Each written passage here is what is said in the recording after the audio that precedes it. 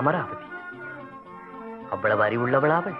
ஆமாம் அத்தான், அமராவதி அறிவின் சிகரம், அழகின் இலக்கியம். அவள் அழகை சிற்பத்தில் செதுக்கவும் சித்திரத்தில் தீட்டவும் எத்தனை கலைஞர்கள் காத்துக் கொண்டிருக்கிறார்கள் தெரியுமா? அப்படியா? அமராவதியே என்னாசை கனியமுதே, கமழும் தமிழ் மணமே, கட்டழகே நித்திலமே,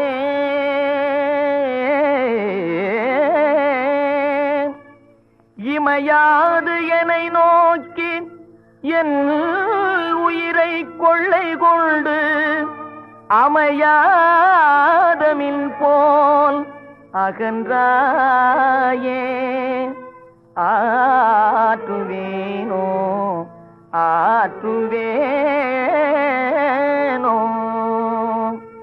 அந்த மேவுமரவிந்த மாமலரில் வந்த வேதவல்லிய, அந்த மேவுமரவிந்த மாமலரில் வந்த வேதவல்லிய, கடல் தந்த பொன்னின் செல்விய, கடல் தந்த பொன்னின் செல்விய, மதன் சிந்தை வாழும் வெள்ளி என்று கண்ட போதிலையும் கொண்டு பேசும் எழில் நின்றுலாவும் கிளையாய், என்று கண்ட போதிலையும் கொண்டு பேசும் எழில் நின்றுலாவும் கிளையாய்.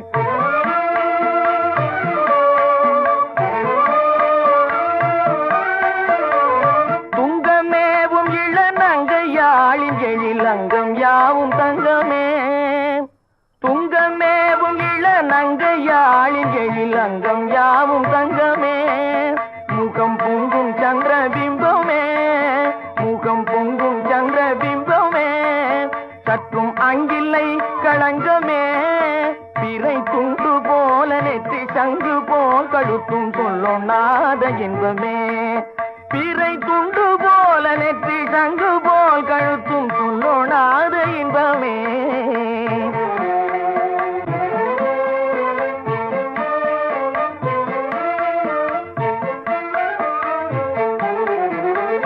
கொண்டல் நானும் குழல் செண்டை நாடும் குழல் வண்டு நானும் விழியாய்,